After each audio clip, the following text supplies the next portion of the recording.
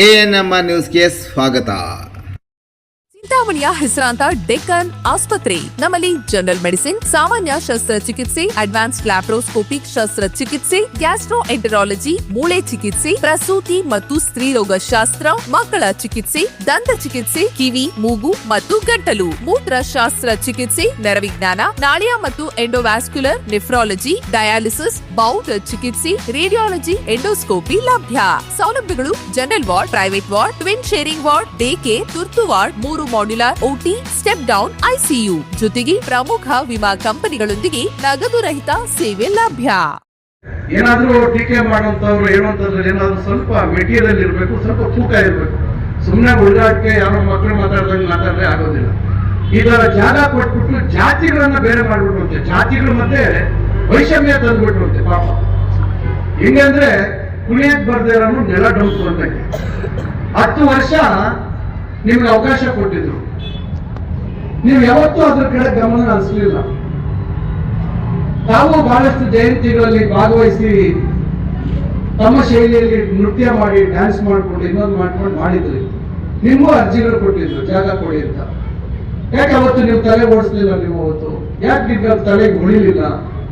ಇವತ್ತು ನಾವು ಹೇಳ್ತಾ ಇರ್ತಕ್ಕಂಥದ್ದು ಶೈಕ್ಷಣಿಕ ಅಧ್ಯಯನ ಕೇಂದ್ರಗಳನ್ನ ಮಾಡಿ ನಮ್ಮ ಸಮುದಾಯಗಳಲ್ಲಿ ಇರ್ತಕ್ಕಂಥ ಮಕ್ಕಳಿಗೆ, ಬಡ ಮಕ್ಕಳಿಗೆ, ಆರ್ಥಿಕವಾಗಿ ಚೈತನ್ಯ ಇದ್ದೇ ಇರ್ತಕ್ಕಂಥವ್ರಿಗೆ ನೀವು ಏನಾದ್ರೂ ಅಲ್ಲಿ ಒಂದು ಡಿಜಿಟಲ್ ಲೈಬ್ರರಿನೋ, ಒಂದು ಏನೋ ಎಕ್ಸ್ಪೆನ್ಸಿವ್ ಟ್ರೈನಿಂಗ್ ಸೆಂಟರ್ ಮಾಡುವಂಥದ್ದು, ಕೆರಿಯರ್ ಕೌನ್ಸಿಲಿಂಗ್ ಬಗ್ಗೆ ಮತ್ತೊಂದ್ರ ಬಗ್ಗೆ ಒಂದು ಅಲ್ಲಿ ಮಾಹಿತಿಯನ್ನ ಅಲ್ಲಿ ಸಿಗೋ ರೀತಿಯಲ್ಲಿ ಮಾಡಿದಾಗ ಮಕ್ಕಳು ಹೋಗಿ ಅಲ್ಲಿ ಓದಿ ವಿದ್ಯಾವಂತರಾಗಿ ಉನ್ನತ ಒಂದು ಪದವಿಗಳನ್ನ ಪಡಿತಕ್ಕಂಥದಕ್ಕೆ ಅವಕಾಶ ಆಗುತ್ತೆ.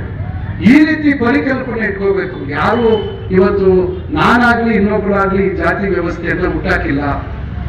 ಇದು ನಾವೆಲ್ಲ ಈ ಭೂಮಿ ಮೇಲೆ ಬರಕ್ ಮುಂಚೆ ನೂರಾರು ವರ್ಷಗಳಿಂದ ಇರ್ತಕ್ಕಂಥ ಜಾತಿ ವ್ಯವಸ್ಥೆ. ಅದನ್ನ ಯಾರು ಅಳಿಸ್ಲಿಕ್ಕೂ ಸಾಧ್ಯ ಇಲ್ಲ. ನಮ್ಮ ನಂಬಿಕೆಗಳು, ನಮ್ಮ ಸಂಸ್ಕೃತಿ, ಇನ್ನೊಂದು ನಮ್ಮ ವಾಡಿಕೆಗಳು ಬೇರೆ ವಿಚಾರ. ಆದ್ರೆ ಇವತ್ತು ಹೊಸದಾಗಿ ಜಾತಿಗಳ ಮಧ್ಯೆ ಭೇದ ಭಾವ ತರುವ ಕೆಲಸ ಮಾಡ್ಬಿಟ್ಟು ಜಾಗ ಕೊಟ್ಟು ಅಂತ ಹೇಳಿ, ಕೊಟ್ಟಿ ತಪ್ಪು ಅಂತ ಹೇಳಿ ಎಲ್ಲರಿಗೂ ಹೇಳಿ ನೋಡೋಣ. ಆ ಅಧಿಕಾರಕ್ಕೆ ಇದ್ರೆ ಹೇಳಿ, ಕೊಡಬಾರ್ದಾಗಿತ್ತು. ನಾವು ಎಲ್ಲಾ ಜಾತಿ ವರ್ಗದವರಿಗೆ ಒಂದೇ ಕಡೆ ಕೊಟ್ಟಿದ್ದೀವಿ. ಒಬ್ರಿಗೆ ಇಲ್ಲಿ, ಒಬ್ರಿಗೆ ಅಲ್ಲಿ ಕೊಡುವಂತ ಕೆಲಸ ಮಾಡ್ತಿಲ್ಲ. ಎಲ್ಲರಿಗೂ ಒಂದೇ ಕಡೆ ಕೊಟ್ಟಿದ್ದೀವಿ. ಆಮೇಲೆ ಎಲ್ರಿಗೂ ಒಂದು ಕಾಮನ್ ಪ್ಲೇಸ್, ಒಂದು 3 ಎಕರೆ ಜಾಗ ಅಲ್ಲಿ ಒಂದು ವ್ಯವಸ್ಥೆ ಮಾಡ್ಬೇಕು ಅಂತಿದ್ದೀನಿ. ಒಂದು ಓಪನ್ ಏರ್ ಥಿಯೇಟರ್ ಮಾಡ್ಬೇಕು ಅಂತಿದ್ದೀನಿ. ನಾಳೆ ಎಲ್ಲರೂ ಏನಾದ್ರೂ ಅವರವರ ಕಾರ್ಯಚಟುವಟಿಕೆಯನ್ನು ಮಾಡುವಂತದಕ್ಕೆ ಅಲ್ಲಿ ಬಳಸ್ಕೋಬಹುದು. ಯಾಕಂದ್ರೆ ಎಲ್ಲರಿಗೂ ಏನಾಗ್ಬಿಟ್ಟಿದೆ, ಈಗ ಜಾಗ ಕೊಟ್ರೆ ಭವನ ಕಟ್ಟಬೇಕು. ಭವನ ಅಂದ್ರೆ ಏನು, ಒಂದು 7-8 ಕೋಟಿ ಆದ್ರೆ ಒಳ್ಳೆ ಭವನ ಆಗುತ್ತೆ ಅನ್ನೋದು. ಸರ್ಕಾರ ಎಷ್ಟು ಕೊಡ್ತದೆ? ನಾಳೆ ಜಾಗ ಕೊಟ್ಬಿಟ್ಟು ನಾಳೆ ಹೋಗೋದು, ಏಪ್ಪ MLA ಕೊಯ್ಟ್ಮೆ ಭವನಕ್ಕೆ ಹೋಗ್ಬಿಟ್ಟು ಕೋಟಿ ಬನ್ಸುತ್ತೆ ಐರದು చెప్పేసినಪ್ಪ, ಏಪ್ಪ ಮಾಡ್ತಾ ಸುಸ್ತು ಐರದಪ್ಪ ಅವಕ್ಕೆ. ಇದು ಎಟ್లా అంటే ಜಾಗ ಇಚ್ಚಿ ಕೊಟ್ಟಿಸ್ಕೊಂಡ ಪರಿಸ್ಥಿತಿ, ಜಾಗ ಇಚ್ಚಿ ಕೊಟ್ಟಿಸ್ಕೊಂಡ ಪರಿಸ್ಥಿತಿ. ಅದಕ್ಕೆ ನಾನು ಹೇಳುವಂಥದ್ದು ಆ ರೀತಿ ಅಲ್ಲ. ಇವತ್ತು ನಾನೊಬ್ಬ ವಿದ್ಯಾವಂತ. ಇವತ್ತು ನಮ್ಮ ಸಮುದಾಯಗಳು ಇವತ್ತು ಯಾರು ಅದನ್ನು ಅಳಿಸ್ಲಿಕ್ಕೆ ಸಾಧ್ಯ ಇಲ್ಲ. ಅವರ ಸಮುದಾಯ, ಅವರ ಜಾತಿ ಮತ್ತೊಂದರ ಬಗ್ಗೆ ಎಲ್ಲರಿಗೂ ಅಭಿಮಾನ ಇರ್ತದೆ. ಸುಮ್ಮನೆ ಭಾಷಣ ಮಾಡೋದ್ರಿಂದ ಯಾವುದು ಹೋಗೋದಿಲ್ಲ.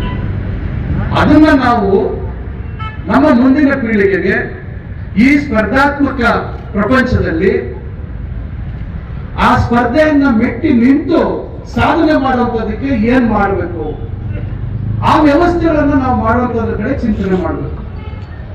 ಇದು ಬಹಳ ಮುಖ್ಯವಾಗಿ ಒಬ್ಬ ಜವಾಬ್ದಾರಿತ ಜನಪ್ರತಿನಿಧಿ ಮಾಡ್ತಕ್ಕಂಥ ಆಲೋಚನೆ. ಈ ಬೇರೆ ಕೀಳು ಮಟ್ಟದಲ್ಲಿ ಇರ್ತಕ್ಕಂಥ ಜನಪ್ರತಿನಿಧಿಗಳ ಆಲೋಚನೆ ಬೇರೆನೇ ಇರ್ತದೆ. ಯಾಕಂದ್ರೆ ಅವರು ದಂಧೆಗಳು, ವ್ಯವಹಾರಗಳು ಮಾಡ್ಕೊಂಡು ಬಂದಿರ್ತಾರೆ. ಅವ್ರ ಬರೀ ಅದೇನೇ ಗುರ್ತು ಬರೋದಿಲ್ಲ, ಏನು ಒಳ್ಳೇದು ಯಾವುದು ಗುರ್ತು ಬರೋದಿಲ್ಲ. ಅದರಿಂದ ಇದನ್ನ ನಾವು ಗಮನದಲ್ಲಿ ಇಟ್ಕೊಂಡು, ನಾನು ಮುಂದೆನೂ ಹೇಳಿದ್ದೆ, ನಾನು ಜಾಗ ಕೊಡಿಸ್ತೀನಿ ಅಂತ ಕೂಡ ಹೇಳಿದ್ದೆ. ಏನ್ ಬೇಸ್ರೆ, ಇವತ್ತು ನಾವು ನಮಗೆ ಬಹಳ ಆತ್ಮೀಯರು ಯಾರು, ನಮ್ಮ ANR ನಾಗರಾಜ್ ಅವರು, ಇವತ್ತು ಅವ್ರು ನಮ್ಮ ಜೊತೆ ಇಲ್ಲ. ನಾವ್ ಯಾವತ್ತೂ ಅವರು ಇಂಥ ಜಾತಿಯವರು ಅಂತ ನೋಡಲೇ ಇಲ್ಲ.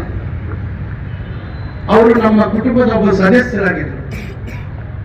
ಇವತ್ತು ಅವ್ರು ನಮ್ಮ ಜೊತೆ ಎಲ್ಲ ಬಹುಶಃ ಅವ್ರು ಬಹಳ ಖುಷಿ ಪಡ್ತಾ ಇದ್ರು. ಅವ್ರು ಇವತ್ತು ಈ ಕಡೆಗೆ ಅವ್ರ ಮಗ ಲೋಕೇಶ್ ಇದ್ದಾನೆ, ಅವ್ರು ಬಹಳ ಖುಷಿ ಪಡ್ತಾ ಇದ್ರು ನಾಗರಾಜ್ ಅವರು ಇವತ್ತು ಇದ್ದಿದ್ರೆ.